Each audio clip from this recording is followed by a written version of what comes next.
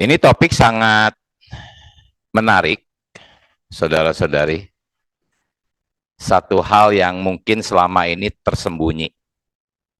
Ada banyak hal yang saudara-saudari mungkin baru akan dengar hari ini mengenai penciptaan Allah. Ya, pertama-tama mari kita melihat dulu penciptaan Allah, kemudian nanti kita akan masuk kepada perusakan iblis. Ya, kita baca sama-sama, saudara-saudari. 2, 3. Pada mulanya Allah menciptakan langit dan bumi. Gelap gulita samudra raya, dan roh Allah melayang-layang di atas permukaan air. Ayat ini sudah terlalu sering kita baca ya. Hanya saja problem kita untuk memahami Alkitab itu adalah terjemahan ke dalam bahasa Indonesia itu sangat lemah, cenderung mengaburkan makna yang sesungguhnya. Nah, saya sekarang akan membahas frase ini. Ya, bumi belum berbentuk dan kosong. Kita lihat frase ini menurut teks aslinya, saudara-saudari. Ya, kita pisahkan dahulu ya. Ini Kejadian pasal 1, ayat 1, ini ayat 2a, ini ayat 2b. Bible study kita hari ini 90% hanya membahas 2 ayat ini. 2 ayat ini akan kita bahas dalam 1 kali pertemuan ini. Nanti akan menyinggung sedikit ayat 3-nya ya. Jadi kata berbentuk dan kosong, teks Ibraninya itu adalah tohu. Nah, ini diambil dari Kamus Strong dan BDB. Tohu. Kita lihat dulu makna kata berbentuk dan kosong, itu perhatikan yang saya beri tanda merah ini. Artinya itu terbengkalai, kehancuran, tidak berharga, sia-sia, dan tempat kekacauan. Pertanyaan saya adalah, saudara-saudari, apakah Allah menciptakan bumi yang seperti ini? Percayakah saudara-saudari bahwa Allah menciptakan bumi yang terbengkalai, hancur, tidak berharga, sia-sia, dan tempat kekacauan? Nanti kita lihat. Ya. Ini 5 poin ini saya akan pindahkan dulu ya ke sini. Jadi kita tahu makna asli daripada ayat 2a ini adalah bumi di ayat 2a itu adalah tempat kekacauan, terbengkalai, hancur, sia-sia, tidak berharga. Apakah saudara-saudari heran mendengar ayat ini? Ini ayat teks aslinya ya. Nah, sekarang kita melihat kata belum. Kata belum tuh teks Ibraninya hayah. Ya. Yang berarti apa? Menjadi. Jadi kata belum tidak tepat. Ya, seharusnya diterjemahkan ya menjadi. Kenapa? Karena kata hayah ini diterjemahkan di dalam Kejadian 19 ayat 26, Kejadian 2 ayat 7, ya, kata Ibrani hayah ini diterjemahkan dengan menjadi. Istri Lot menjadi tiang garam. Itu katanya hayah, sama dengan ini. Makanya saya bertanya-tanya kenapa ya ini diterjemahkan belum? Ya, di sini pun juga ketika Allah menciptakan manusia, manusia itu menjadi makhluk yang hidup. Sama kata Ibraninya hayah. Jadi seharusnya bumi itu bukan diterjemahkan belum tapi menjadi ya. Coba saudara-saudari, ginilah belajar Alkitab. Belajar Alkitab tuh harus mempelajari teks aslinya. Kita sudah punya kamusnya, punya Google Translate, kita bisa mengerti ya. Oke, jadi kalau kita gabungkan bumi menjadi, oke? Menjadi apa? Tempat kekacauan, kehancuran, terbengkalai, sia-sia, tidak berharga. Inilah makna dari tohu. Kalau ini terjemahan American Standard Version. Dikatakan, and the earth was waste and void. Darby juga mirip, ya, waste and empty. Waste itu apa, saudara-saudari? Sampah atau limbah. Wow, kita bisa berkata bumi menjadi sampah, menjadi limbah dan kosong. Jadi saudara-saudari, inilah Kejadian ayat 1 dan 2a. Pada mulanya Allah menciptakan langit dan bumi. Ketika Allah menciptakan langit dan bumi, bumi belum menjadi tempat kekacauan ini. Ya.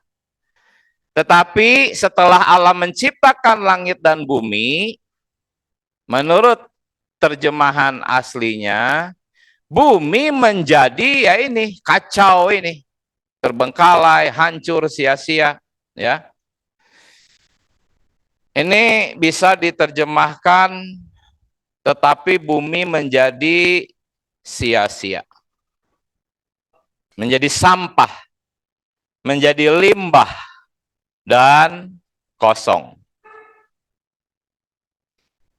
Jadi ayat 2a ini boleh kita ganti bunyinya menjadi seperti ini. Dan di Alkitab bahasa Indonesia tuh nggak ada kata tetapi. Ya. Karena itu kita harus menambahkan kata tetapi. Ya. Beginilah saudara-saudari caranya memahami ayat Alkitab. Coba baca sama-sama sekarang bunyinya.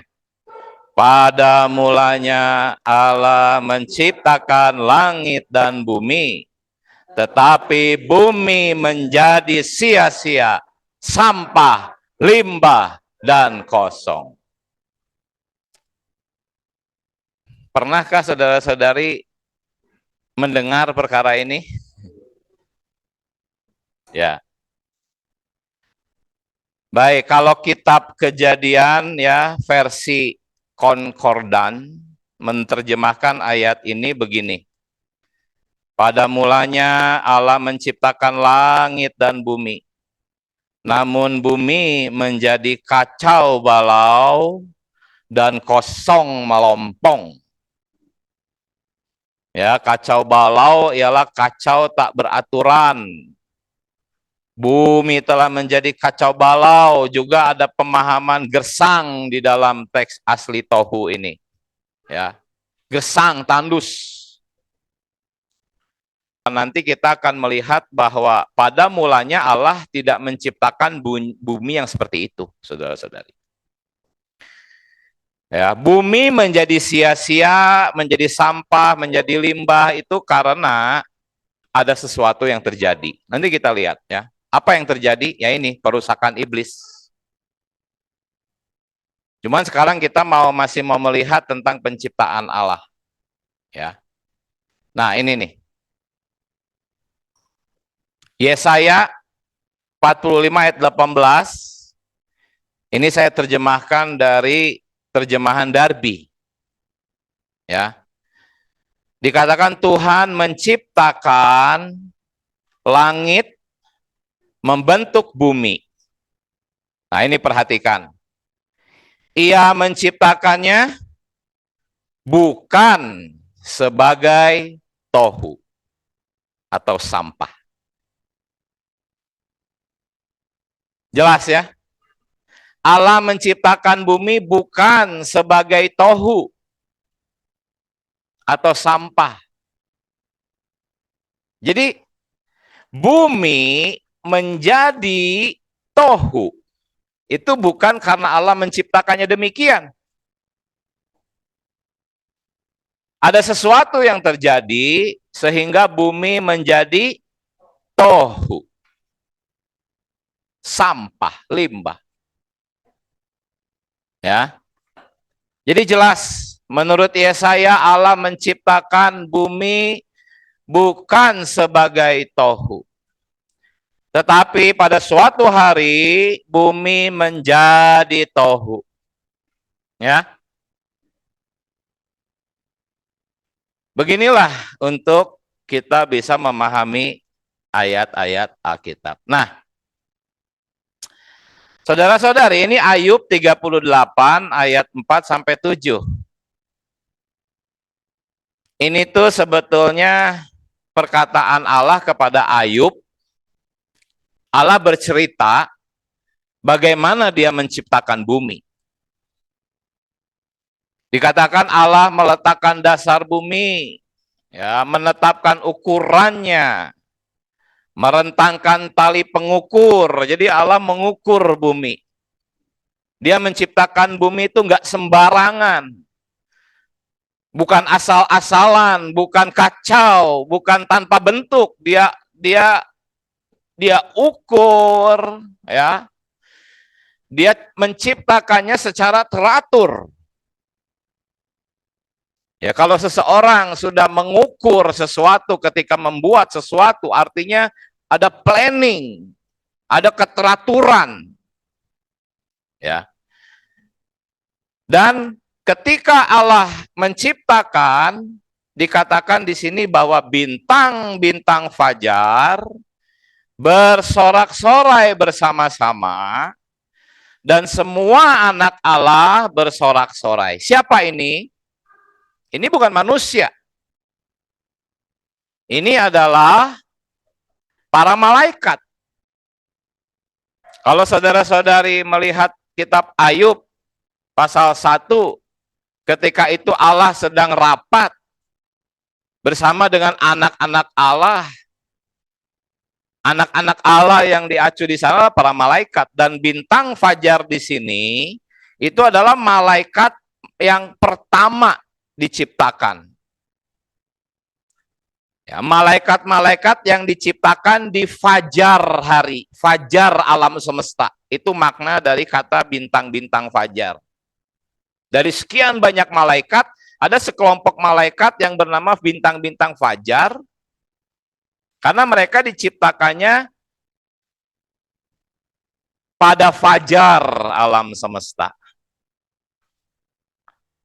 Coba kalau misalnya Allah menciptakan bumi seperti sampah, limbah, apakah mereka akan bersorak-sorai?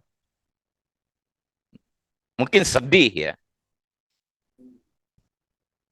Malah malaikat ketika menyaksikan Allah menciptakan bumi, manusia belum ada. Dan mereka bergirang karena Allah menciptakan bumi yang indah. Bumi itu begitu indah, teratur, dan memang untuk didiami.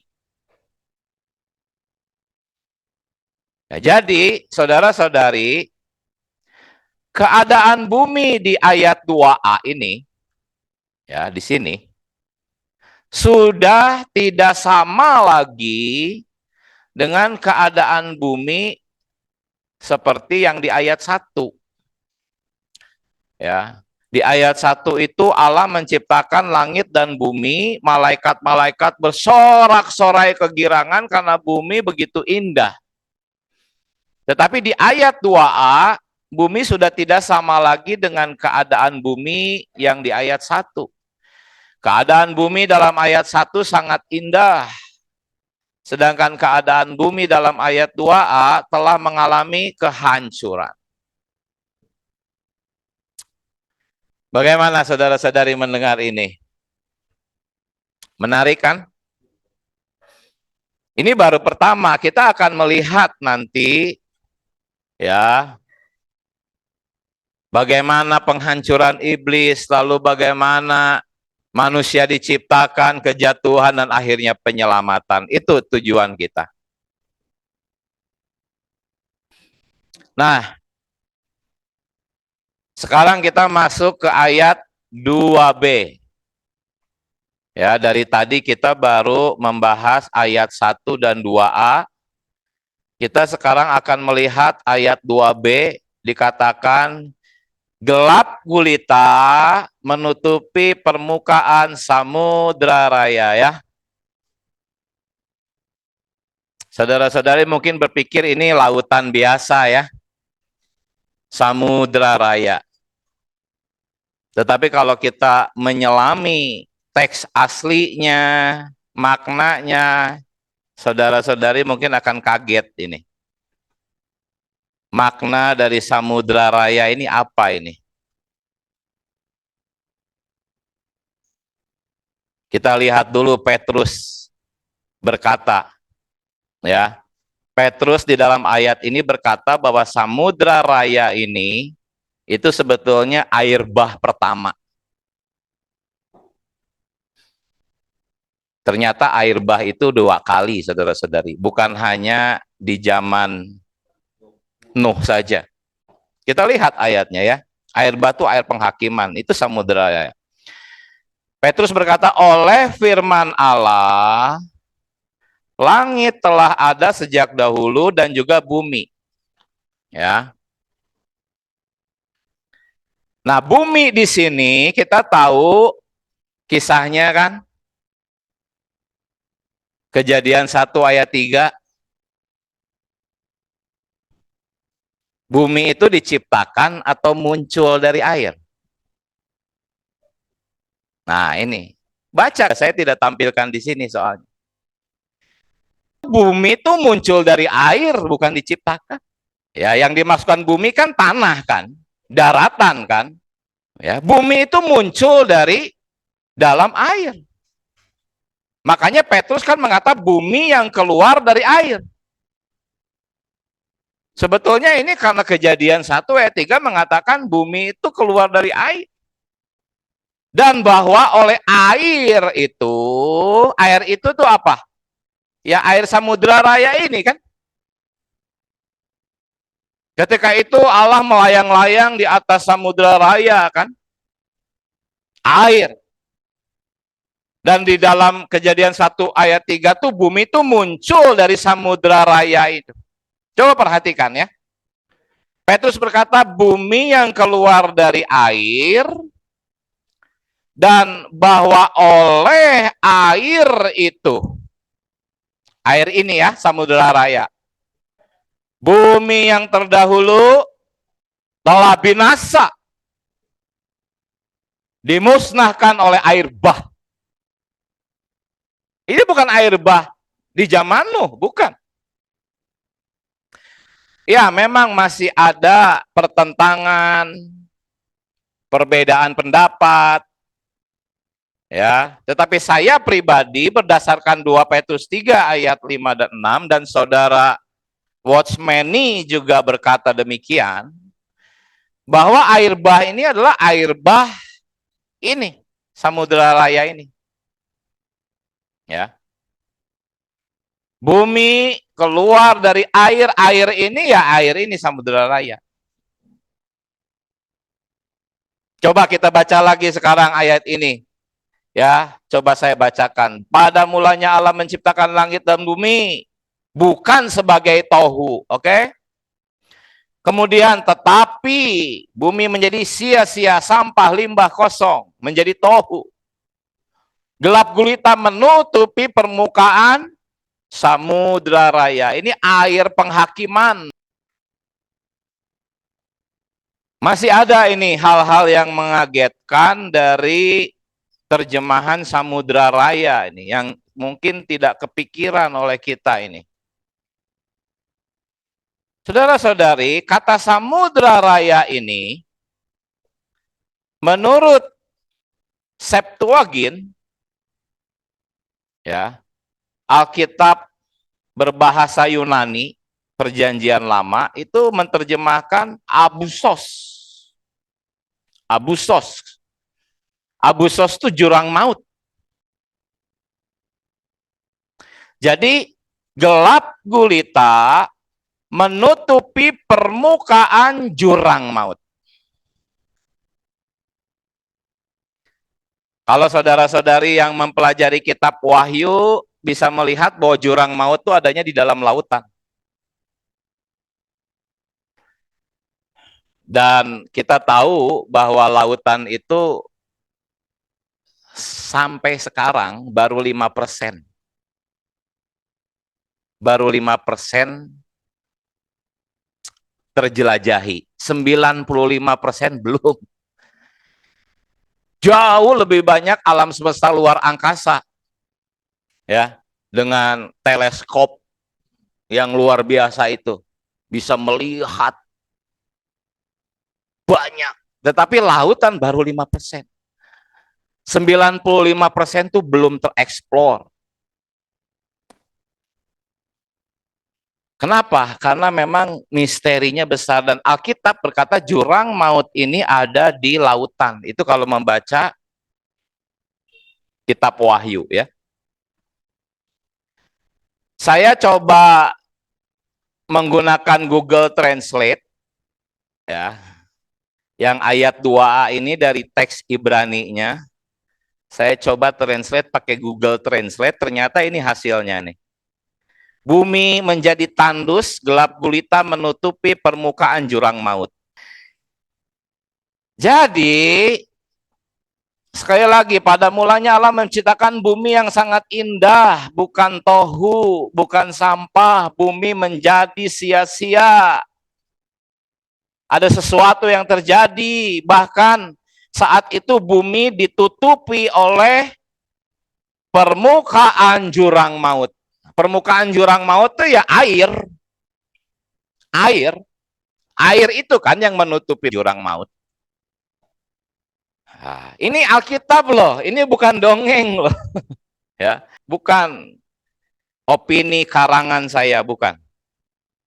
Dan sebetulnya para sarjana Alkitab, pakar-pakar Alkitab, ini sudah lama tahu ini. Saya juga kan belajar dari tulisan-tulisan mereka. Ya. Baik. Nah, saudara-saudari, coba kita lihat. Sekarang kita mau fokus ke Samudra Raya ini. Abusos. Ya. Permukaan jurang maut ini. Ada apa sebetulnya di Samudra Raya ini? Mari kita lihat. Nah, ini perkataan Matius dan Lukas di Injilnya ya. Coba kita lihat. Dua orang yang kerasukan setan berteriak katanya itu kepada Yesus ya. Apa urusanmu dengan kami hai anak Allah? Ini kata setan-setan kepada Tuhan Yesus. Adakah engkau kemari untuk menyiksa kami? Ya, maksudnya mengadili untuk menghukum sebelum waktunya. Setan-setan tahu kok mereka akan dihukum. Ya, tetapi belum waktunya. Dan memang belum waktunya. Ini kisah yang sama yang dikisahkan oleh Lukas. Peristiwanya sama. Lalu setan-setan itu memohon kepada Tuhan ya. Supaya ia, yaitu Yesus, jangan memerintahkan mereka masuk ke dalam jurang maut. Yaitu abusos. Kenapa setan-setan memohon demikian? Karena setan-setan tahu tempat mereka tuh nanti akan di jurang maut, gitu. Tetapi mereka memohon supaya jangan mereka disuruh ke jurang maut. Karena belum waktunya, gitu. Atau setan-setan itu meminta supaya ia mengizinkan mereka memasuki babi-babi yang sedang lewat di sana. Yesus mengabulkannya. Lalu setan-setan itu memasuki babi-babi itu dan terjun ke dalam laut. Ya, danau di sini tuh laut. Kenapa mereka terjun di laut? Karena Samudra Raya itu tempat Allah menghakimi roh-roh, ya, yang hidup sebelum manusia diciptakan. Apaan ini? Nanti kita lihat, ya. Nanti kita lihat fakta-faktanya. Poin saya di sini adalah setan-setan itu kembali ke tempat tinggalnya. Setan-setan itu tidak memiliki tubuh. Berbeda dengan para malaikat. Kalau para malaikat itu bukan tinggal di lautan, dia tinggalnya di udara. Para malaikat itu punya tubuh, tetapi roh-roh di sini nggak punya tubuh.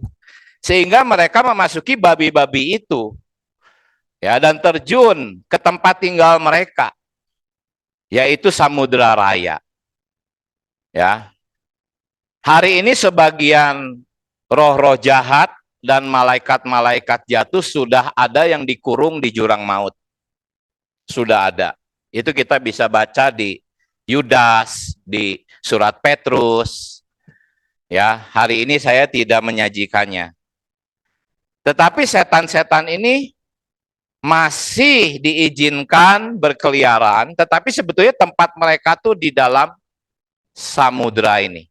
Makanya mereka memasuki babi-babi itu dan terjun ke tempat tinggal mereka di laut, di danau ini. Nah, saya masih akan ingin memeriksa perkara lautan ini, danau ini. Saudara-saudari kita periksa ini lebih dalam. Coba simak, ketika Yesus menyeberangi danau, ingat kisah ini? Tiba-tiba bertiuplah angin kencang dan terjadilah badai besar. Lihat, Tuhan Yesus tidak berdoa, melainkan apa? Ia menghardik. Ya, kalau kita pikir misalnya sekarang ada saudara-saudari membentak angin, jangan-jangan agak stres ya, orang bentak angin.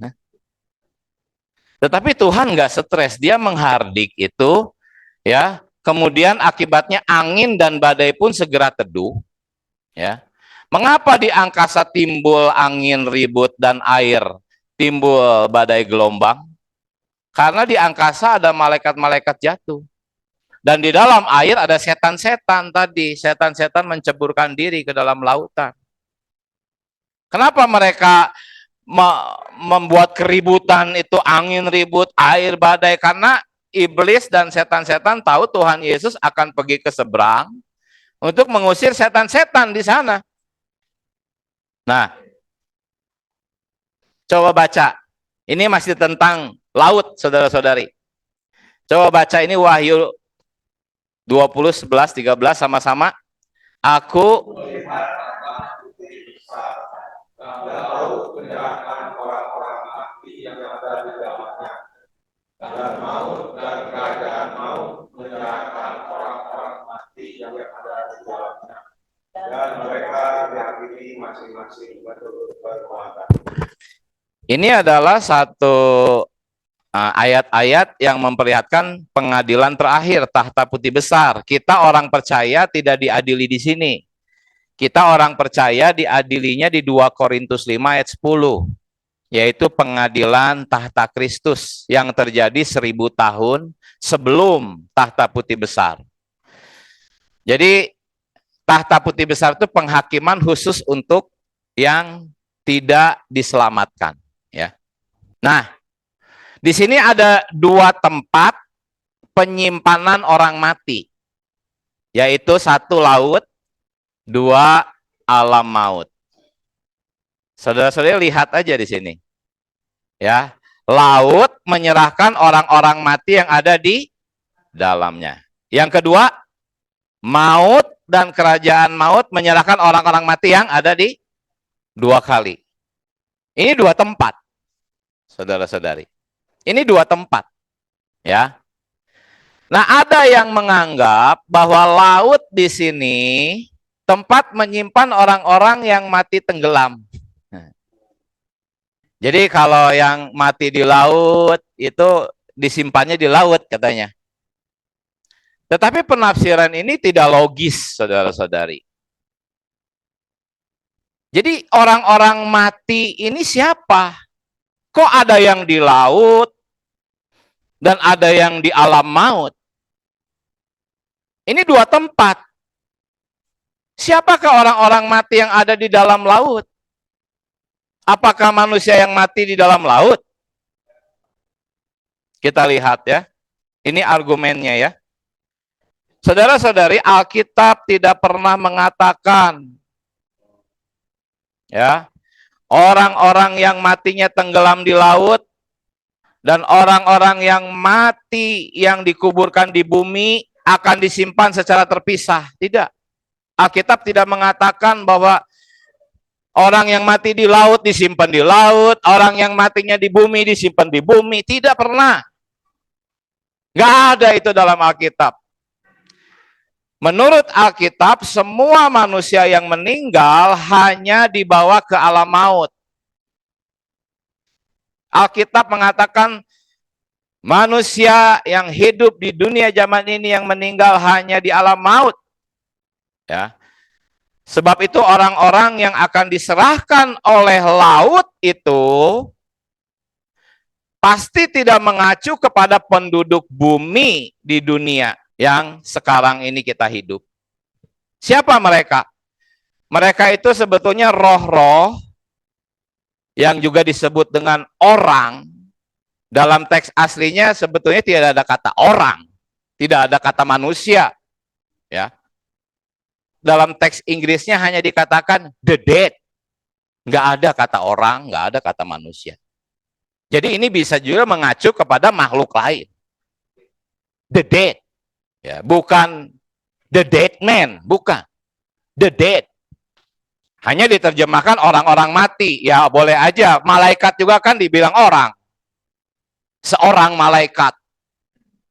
Jadi coba saudara lihat, ini tuh adalah dua tempat penyimpanan orang mati, laut dan alam maut. Ya. Makanya dikatakan laut menyerahkan orang-orang mati yang ada di dalamnya. Yang kedua, maut dan kerajaan maut juga menyerahkan orang-orang mati yang ada di dalamnya. Ya, jadi nanti kita akan melihat bahwa orang-orang mati yang ada di dalam laut yang diserahkan oleh laut untuk dihakimi di tahta putih besar ini adalah para malaikat dan penduduk bumi di zaman pra-Adam. Nanti kita lihat fakta Alkitabnya ya. Walaupun tidak secara jelas, Alkitab itu secara lembut memperlihatkan fakta ini, nanti kita akan lihat. Ya. Yang hari ini mereka tuh tinggal dan dipenjarakan di dalam laut. Ingat, jurang maut itu adalah penjara bagi roh-roh jahat dan iblis-iblis. Nanti kita bisa cek di kitab Wahyu itu adanya di laut. Ya. Nah, jadi gini, ini tentang urutan penghakiman di tahta putih besar adalah sebagai berikut. Pertama, laut menyerahkan orang-orang mati yang ada di dalamnya. Kemudian alam maut menyerahkan orang-orang mati yang ada di dalamnya. Itulah maksud dari ayat ini. Di tahta putih besar, laut menyerahkan orang-orang mati yang ada di dalamnya. Kemudian giliran yang kedua, maut dan kerajaan maut menyerahkan orang-orang mati yang ada di dalamnya. Mereka yang hidup di dunia purba, dunia sebelum Adam yang kini tinggal di dalam laut dan dipenjarakan di jurang maut, di dalam lautan. Mereka mati lebih dulu, sebab itu mereka akan menjadi yang terlebih dulu diserahkan. Kemudian orang-orang di dunia sekarang yang tidak percaya ke dalam Kristus akan menyusul. Setiap orang akan dihakimi menurut gilirannya. Jadi itulah yang diperlihatkan oleh ayat ini, Kejadian 1 ayat 12a. Kita dari tadi lagi cuma ngomongin sepotongan kalimat ini, saudara-saudari ya. Samudra Raya itu Abusos jurang maut. Dan ada di dalam laut. Setan-setan itu terjun ke dalam laut. Tuhan mengizinkannya. Karena memang di sana tempat tinggalnya. Kita bisa melihat perkara ini di balik Kejadian 1 ayat 2a ini ada perkara-perkara yang barusan kita lihat.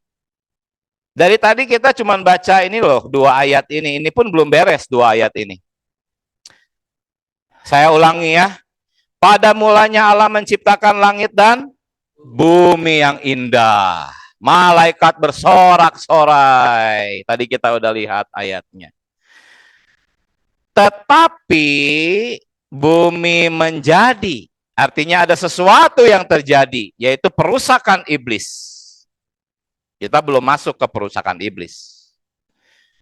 Tetapi bumi menjadi sia-sia. Teks aslinya tohu, tadi kita sudah sampaikan. Yang artinya sampah, limbah, kosong. Ya, sangat mengerikan, apalagi ditambah bumi yang menjadi sampah itu ternyata diselumuti oleh permukaan jurang maut. Karena Samudra Raya ini cetakan Septuagintanya itu Abusos, jurang maut. Ini ayat 2 ayat ini tersembunyi jikalau kita hanya membaca Alkitab berbahasa Indonesia saja. Inilah butuhnya Bible study ya. Hanya yang hari ini masih bersifat pengetahuan. Nanti kita akan masuk ke dalam perkara hayatnya. Nah, sekarang kita masuk ke perusakan iblis. Tadi kita sudah melihat penciptaan Allah. Setelah Allah menciptakan langit dan bumi, dikatakan tetapi bumi menjadi sia-sia, menjadi sampah, menjadi limbah, kosong. Kenapa? Karena perusakan iblis. Saudara-saudari, ketika kita memeriksa seluruh Alkitab, periksalah seluruh Alkitab tentang penyebab bumi menjadi sampah dan kosong. Periksalah. Maka kita akan menemukan bahwa selain diakibatkan pemberontakan iblis, Anda tidak bisa menemukan petunjuk lain dalam Alkitab. Ya. Jadi pada mulanya Allah menciptakan langit dan bumi. Kemudian setelah penciptaan ayat 1 terjadilah pemberontakan iblis. Ini perkataan saudara Watchmeni. Bagaimana mungkin Allah membiarkan pekerjaan tangannya dihancurkan? Mengapa malapetaka semacam itu menimpa bumi yang semula sangat indah? Ya. Mungkin tidak ada alasan lain selain dosa. Jadi sampai di sini, kalau gitu umur bumi sudah berapa lama? Dari Adam sampai hari ini berapa tahun? 6.000 tahun. Ya. Tetapi iblis merusak bumi itu sebelum Adam diciptakan. Artinya umur bumi ini memang lebih dari 6.000 tahun. Andai kata ada orang-orang geologi mendengar ini, mereka akan berhenti menyerang kitab Kejadian. Ya. Banyak orang-orang geologi itu menyerang kitab Kejadian. Kenapa?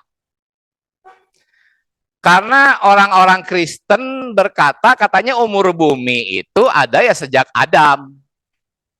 Kalau dari Adam sampai hari ini baru 6.000 tahun. Orang-orang geologi lebih pilih jadi ateis daripada percaya Alkitab. Coba kalau kita memberitakan ini kepada orang-orang geologi, banyak yang akan jadi Kristen mungkin ya. Ketika kitab Kejadian ini ditulis, belum ada ilmu geologi. Kita bukannya mau membenarkan geologi, kita bukannya mau membenarkan ilmu pengetahuan.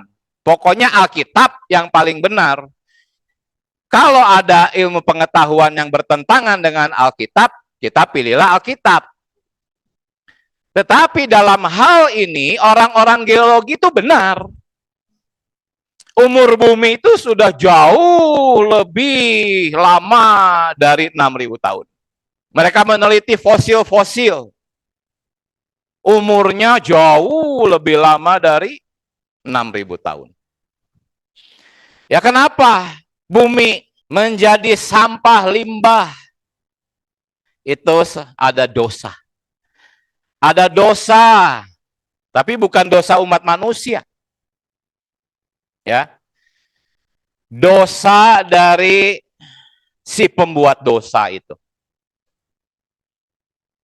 Nah, ini ada satu tulisan dari G.H. Pember. Dia menulis fosil-fosil yang ada dengan jelas menunjukkan bahwa bukan hanya penyakit dan kematian. Ya, penyakit dan kematian itu pendamping setia dari dosa ya. Para ahli geologi melihat fosil-fosil dan meneliti, mereka melihat ada penyakit, ada kematian yang menguasai makhluk hidup di bumi dan juga ada kesadisan dan ada pembunuhan. Dari fosil-fosil itu terlihat ada peristiwa-peristiwa pembunuhan yang sadis. Dan umur fosil ini melebihi dari 6.000 tahun. Jadi ada dosa, saudara-saudari, yang terjadi sebelum penciptaan manusia. Dosa itulah yang membuat bumi menjadi sia-sia, menjadi sampah, limbah, air kematian, samudra raya, ya, air penghakiman, air bah yang tadi kita lihat itu, semuanya karena dosa. Dosa yang terjadi sebelum manusia diciptakan. Itu terlihat dari fosil-fosil ini. Dan kita tahu bahwa ketika 6 hari penciptaan, semua baik. Betul nggak? Allah berkata, semua baik. Apalagi ketika manusia diciptakan, sangat baik. Ya. Jadi, sampah dan limbah ini bukan perbuatan Allah. Itu semua diakibatkan pemberontakan iblis yang nanti kita akan lihat fakta-fakta Alkitabnya. Dan dosa. Hal-hal baik dalam 6 hari penciptaan itu tidak ada hubungannya dengan sampah dan limbah ini. Ya. Wah, ini dari tadi kita baru 2 ayat loh, saudara-saudari. Nah, ini masih G.H. Pember. Fosil yang ada berasal dari makhluk ciptaan sebelum Adam. Ini menurut G.H. Pember. Menunjukkan bukti-bukti adanya penyakit, kematian, dan saling membinasakan. Ya, itu bisa terlihat dari penelitian atas fosil-fosil itu. Fosil-fosil itu milik dunia yang lain dan memiliki sejarah yang ternoda oleh dosa saat itu. Sejarah yang berakhir dengan kehancuran diri mereka. Mereka siapa? penduduk bumi sebelum Adam dan tempat tinggal mereka. Jadi sebelum Adam itu ada kehidupan di bumi. Nanti kita bisa melihat lagi, ya. Nah, saudara-saudari, ini Yeremia saya terjemahkan dari terjemahan Darby. Di sini sebetulnya Yeremia sedang memandang jauh ke bumi, kehidupan di bumi sebelum Adam. Inilah kehidupan bumi sebelum Adam. Aku memandang ke bumi, sia-sia, sampah, limbah, tohu, dan kosong. Cocok ya di sini ya? Cocok ya? Teks aslinya sama persis. Tohu and bohu. Ya. Ini sebetulnya Yeremia sedang memandang kondisi di dalam Kejadian 1 ayat 2. Aku melihat kepada gunung-gunung ternyata goncang. Dan seluruh bukit pun goyah. Aku melihat dan tampak. Perhatikan. Tidak ada apa? Seorang pun manusia. Karena memang saat itu manusia belum ada. Belum ada manusia itu.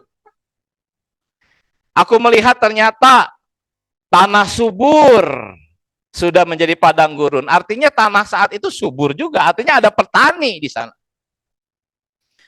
Dan segala kotanya sudah runtuh di hadapan. Oh, ada kota juga ternyata. Sebelum dunia yang sedang kita tinggali hari ini. Itu dunia yang tidak ada seorang pun manusia di sana. Ya. Ini penglihatan yang dilihat oleh Yeremia. Satu kondisi bumi yang belum ada manusia, tetapi tanahnya subur, hanya saja menjadi padang gurun. Ada kota tetapi runtuh.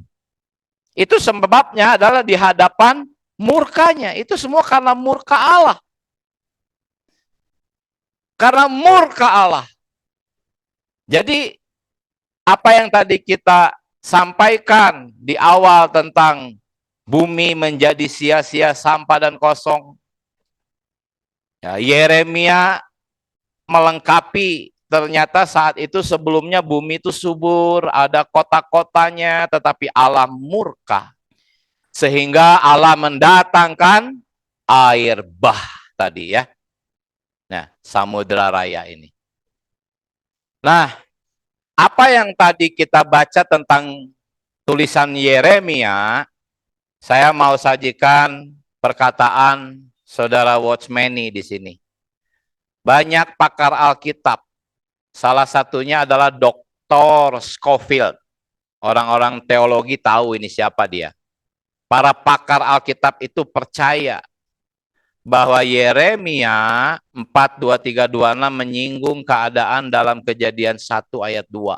Di mana bumi ya kacau balau dan kosong, meskipun konteks potongan Alkitab ini adalah kegersangan Yehuda, beberapa ayat Alkitab ini memiliki jangkauan yang lebih luas. Seakan-akan Allah membuat Nabi Yeremia memandang kegersangan bumi yang semula. Jika yang kita yakini ini tidak salah, maka kita tahu bahwa di dalam dunia yang semula ada tanah yang subur dan kota-kotanya. Yang tadi kita baca ya, tanah subur dan segala kotanya. Penghuni bumi tinggal di kota-kota itu dan sebagian berprofesi sebagai petani. Ketika mereka tertipu oleh Satan, murka Allah yang menyala-nyala menimpa mereka. Ayat 26. Dan bumi menjadi tohu. Nah ini, menjadi tohu. Tidak berbentuk dan kosong. Jadi inilah yang diperlihatkan dari Kejadian 1 ayat 1 dan 2. Nah sekarang kita akan melihat perusakan iblis. Siapa iblis itu? Bagaimana dia merusak bumi? Di sini dikatakan Yehezkiel 28 mengenai Raja Tirus. Ya. Banyak orang menyangka atau menafsirkan ini bukan iblis, ini Raja Tirus kok. Tetapi lihat ayat 14-nya. Raja Tirus itu adalah apa? Kerup yang berjaga. Ya, mengenai Raja Tirus, beginilah firman Tuhan Allah, gambar dari kesempurnaan engkau. Ya, kerup itu begitu sempurna, penuh hikmat dan maha indah. Engkau di Taman Eden, yaitu di Taman Allah. Ini saya singkat ya, titik-titik ini sebetulnya Taman Eden di sini tuh taman yang bukan Taman Eden yang di Kejadian pasal 1, karena di Taman Eden yang di sini itu penuh dengan permata emas yang indah-indah. Ya. Dan dikatakan bahwa Raja Tirus ini engkau adalah kerup. Kerup ini apa? Ya malaikat. Jadi sebelum kejatuhannya,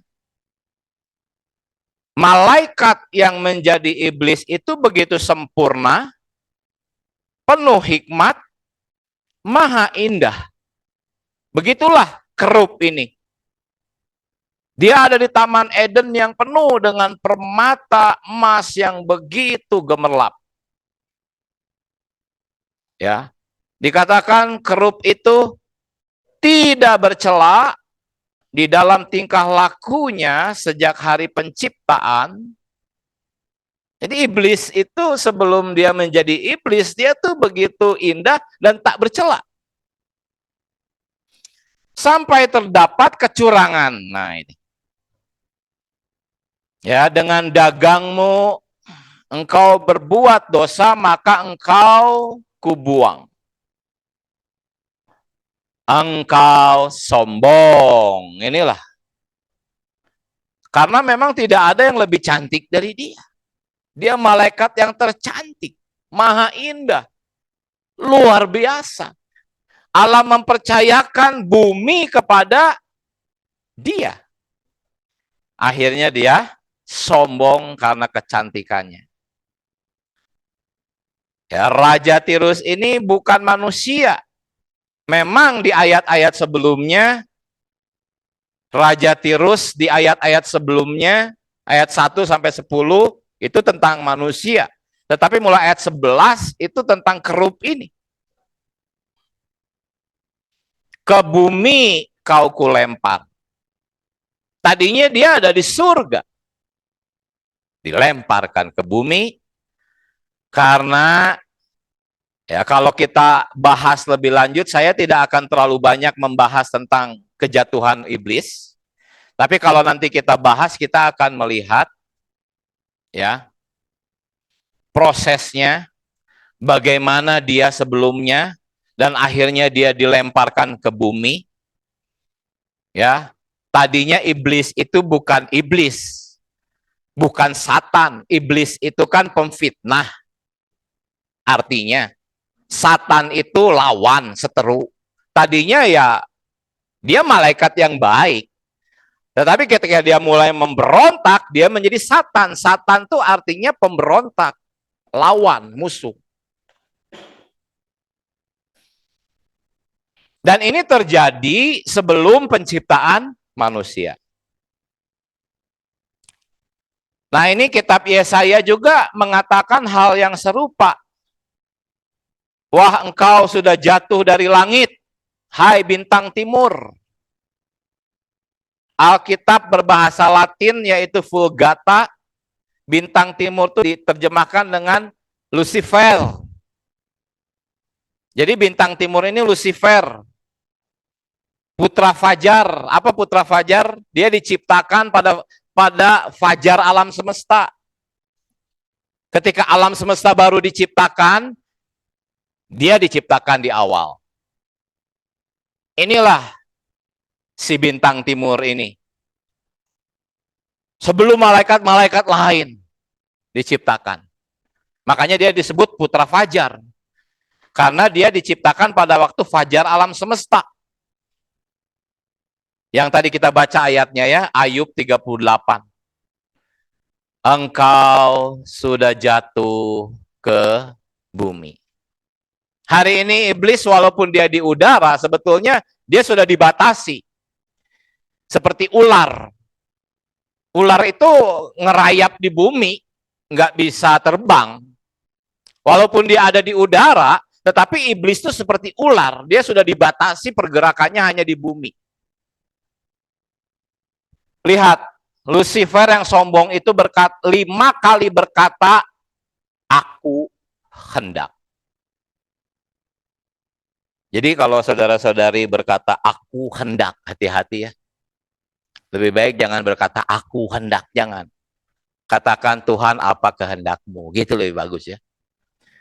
Kalau aku hendak. Nah, iblis kayak gitu. Aku hendak. Aku itu ego. Terpisah dari Allah. Kalau segala yang engkau kehendaki adalah karena aku hendak. Nah, ini iblis ada di belakang Anda. Lucifer yang sombong itu berkata, aku hendak 5 kali. Lihat, aku hendak naik ke langit. Aku hendak mendirikan tahtaku mengatasi bintang-bintang Allah.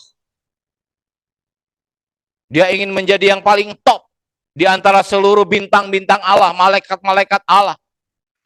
Aku hendak duduk di atas bukit pertemuan jauh di sebelah utara. Utara itu daerah tempat tahta Allah. Ya. Aku hendak naik mengatasi ketinggian awan-awan. Hendak menyamai yang maha tinggi. Wow, hendak menyamai yang maha tinggi. Inilah iblis. Inilah perusakan iblis itu akibat dari kesombongannya, kecongkakannya, merasa diri paling hebat. Jadi kalau kita merasa diri paling hebat, lebih baik dari orang lain, sebetulnya itu sifat iblis. Karena kita itu sebetulnya anggota tubuh. Anggota tubuh tuh nggak ada yang lebih hebat dari orang lain. Kalau kita pelayanan, merasa lebih hebat dari orang lain, nah itu sifat iblis. Masa jari kelingking merasa lebih hebat dari jempol? Mana mungkin. Masa paru-paru berkata aku lebih hebat dari jantung? Kan enggak, masing-masing ada fungsinya. Jadi kalau kita merasa lebih baik, merasa lebih hebat, hati-hati. Saudara-saudari. Itu sifat iblis yang ada di dalam daging kita. Jadi saya hanya menyampaikan singkat tentang perusakan iblis ya, yang menyebabkan bumi yang begitu indah akhirnya Allah hukum. Karena saat itu iblis itu menyeret sepertiga malaikat-malaikat lain. Juga menghasut penduduk bumi di zaman pra-Adam. Sehingga bumi penuh dengan dosa. Bumi apa? Sebelum Adam. Akhirnya bumi dihukum oleh Allah menjadi sampah, limbah, kosong. Ya, dan samudra raya itu menutupi jurang maut. Karena pemberontakannya, putra fajar menjadi Satan. Satan itu artinya seteru Allah, musuh Allah. Ya, ini ayat-ayatnya.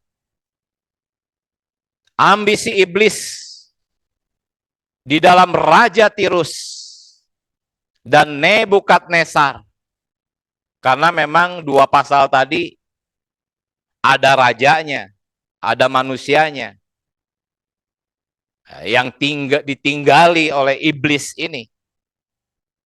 Memperlihatkan bahwa ini semua memperlihatkan bahwa pemberontakan manusia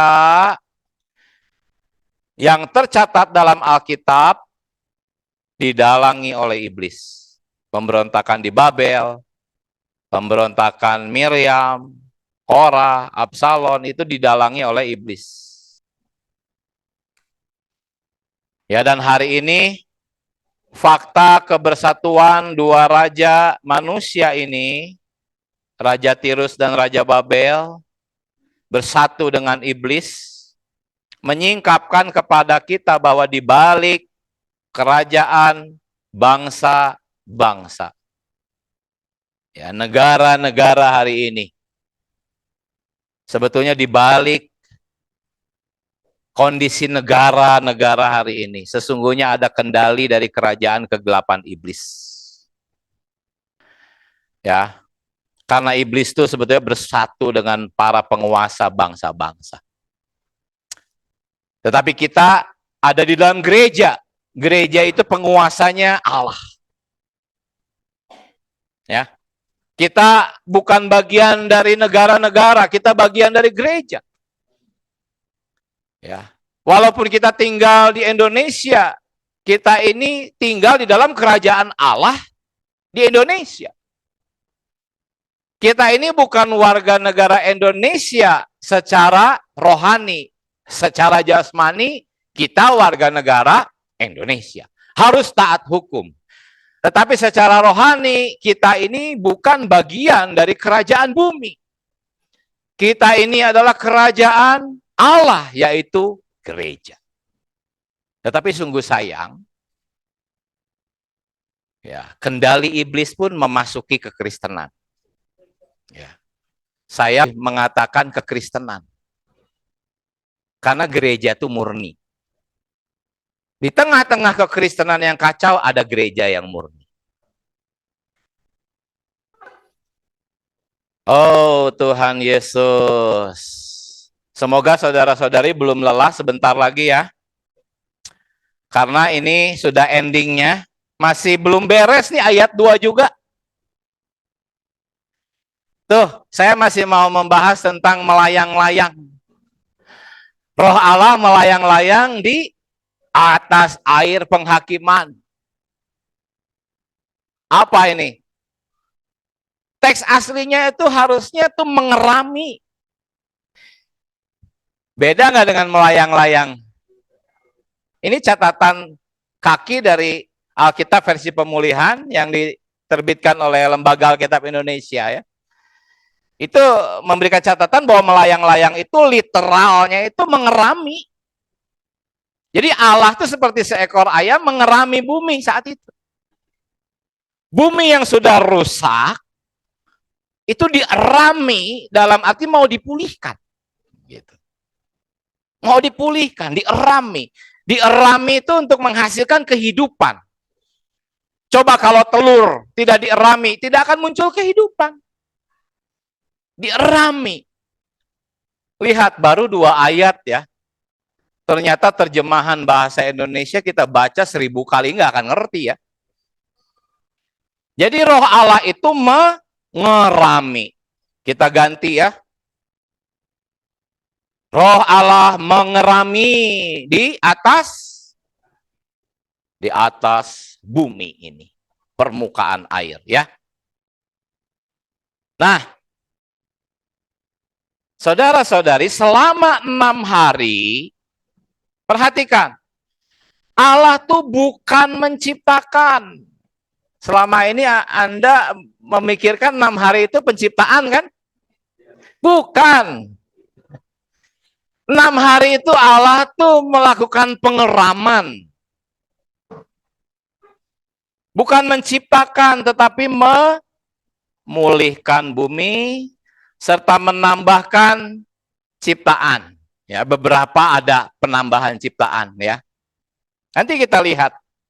Hanya saya tidak akan kupas ini terlalu lama. Ini sudah lama waktunya nih. Sebentar lagi selesai. Perhatikan. Perhatikan di sini. Ini tuh kan Kejadian 1 ayat 1 ya. Pada mulanya Allah menciptakan. Kalau ini diciptakan, betul. Ya. Bahasa aslinya itu bara. Ya. Pada mulanya Allah menciptakan, teks Ibraninya bara. Tetapi 6 hari lamanya Tuhan tidak bara, tapi asah. Menjadikan. Bedanya apa menciptakan dengan menjadikan? Menciptakan itu tadinya nggak ada. Jadi ada. Tubuh manusia diciptakan bukan? Bukan. Dijadikan dari tanah. Bahasa aslinya ketika Allah sedang menjadikan manusia itu tuh membentuk, bukan menciptakan. Yang diciptakan tuh jiwa. Jiwa manusia, bukan tubuh.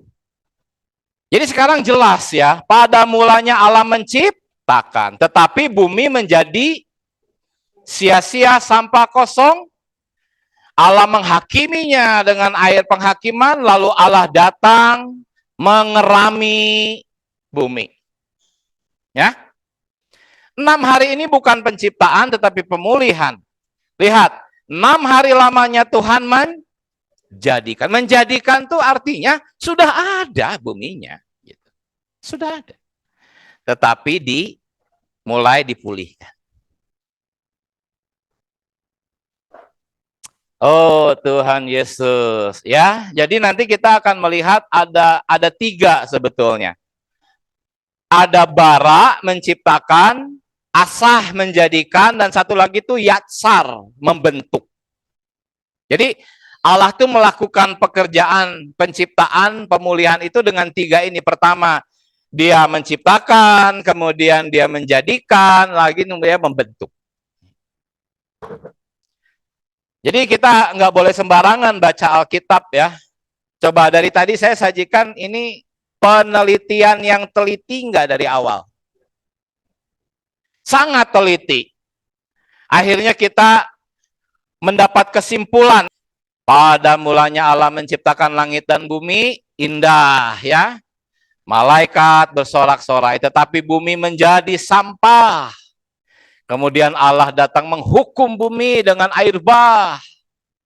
Dan akhirnya Allah kembali mengerami karena Allah hendak menciptakan manusia. Ya. Allah sudah tiba waktunya menciptakan manusia. Salah satu tujuannya adalah untuk menghancurkan si kepala ular itu. Nah, saudara-saudari, H1, H2, H3 itu hari pertama, hari kedua, hari ketiga, hari keempat, hari kelima, hari keenam. Hanya di hari kelima ada penciptaan, bara. Saya nggak kupas ya. Pokoknya di dalam hari pertama, terang itu bukan diciptakan, tetapi hayah. Hayah itu dijadikan, menjadi. Hari kedua, cakrawala dan langit itu bukan bara, bukan diciptakan dari tidak ada menjadi ada, tetapi kata hayah yang digunakan. Kemudian daratan dan tumbuhan, ya, itu muncul dari bumi. Ya, itu dijadikan. Hanya di hari kelima ada penciptaan, yaitu makhluk-makhluk air dan saya lupa ini udara termasuk nggak, yang saya maksudkan tuh makhluk-makhluk air. Sebagian ya, sebagian. Karena para ahli kelautan pernah menemukan satu makhluk hidup di laut yang umurnya sudah ada sejak zaman purba. Waktu air bah itu datang, dia nggak mati. Ya, diperkirakan umur makhluk yang di kedalaman itu sudah lebih dari 6.000 tahun keberadaannya. Akhirnya pekerjaan Allah selesai. Nah, ini yang terakhir, saudara-saudari. Kapan bumi diciptakan? Pertama, ini Yohanes 1 ayat 1, pada mulanya. Ini bukan Kejadian 1 ayat 1, ini Yohanes 1 ayat 1. Kejadian 1 ayat 1 juga berkata pada mulanya. Ini pun pada mulanya. Tetapi pada mulanya di sini berbeda dengan pada mulanya di Kejadian 1 ayat 1. Kalau di Kejadian 1 ayat 1, pada mulanya Allah menciptakan apa? Langit dan bumi. Kalau di sini, segala sesuatu. Bukan hanya langit dan bumi. Semuanya. Termasuk malaikat, termasuk planet-planet. Ya. Pada mulanya adalah firman, firman itu adalah Allah, segala sesuatu dijadikan oleh Dia. Ini teks Yunani ya. Jadi umum dijadikan termasuk penciptaan. Ini ketika itu Allah masih sendirian di zaman ini, lalu di garis merah inilah dijadikan segala sesuatu, oke? Termasuk, nah, segala sesuatu di sini termasuk langit dan bumi, ya. Nah, ini penciptaan bumi. Aku meletakkan dasar bumi, menetapkan ukurannya, merentangkan tali pengukur padanya, bintang-bintang fajar dan anak-anak Allah tuh para malaikat bersorak-sorai. Jadi ketika Allah masih sendirian, belum ada apa-apa, tibalah Allah menciptakan segala sesuatu di sini ya. Bumi masih sangat baik di sini. Lalu terjadilah pemberontakan iblis di dalam Yehezkiel 28, Yesaya 14. Setelah terjadi pemberontakan iblis, kemudian datanglah roh Allah mengerami di sini, oke? Nah, sampai hari ini sudah 6.000 tahun. Jadi bumi itu adanya di sini, ya. Bukan di sini, bukan 6.000 tahun. Tapi di sini. Baik, sekali lagi kita tuh sebetulnya akan membahas 4 poin ini. Hari ini kita sudah menyelesaikan poin 1 dan poin 2 ya. Nah, ke depan kita akan melihat kejatuhan manusia dan jalan penyelamatan Allah. Walaupun hari ini banyak sekali pengetahuannya, ya, perkara rohaninya mungkin sedikit, tetapi ingat motivasi kita mempelajari Alkitab adalah ingin mengenal Dia. Amin. Ya, saya sampai di sini. Nanti tanya jawabnya sambil diskusi, sambil nikmati makanan aja ya. Kita berdoa. Tuhan Yesus, terima kasih. Oh, biarlah Tuhan, apa yang kita bahas hari ini boleh mendatangkan manfaat. Hari ini kami membahas banyak pengetahuan, tetapi pengetahuan ini adalah untuk mengantarkan kami kepada rencanamu, kepada hal-hal rohani, perkara roh dan hayat, untuk kami boleh melihat bagaimana ke depannya nanti kejatuhan manusia dan jalan penyelamatan Allah. Biarlah pengetahuan yang kami dapat siang hari ini boleh meletakkan dasar Tuhan untuk kami maju, bertumbuh secara rohani. Terima kasih Tuhan Yesus, di dalam nama Tuhan Yesus Kristus kami berdoa. Haleluya. Amin. Puji Tuhan.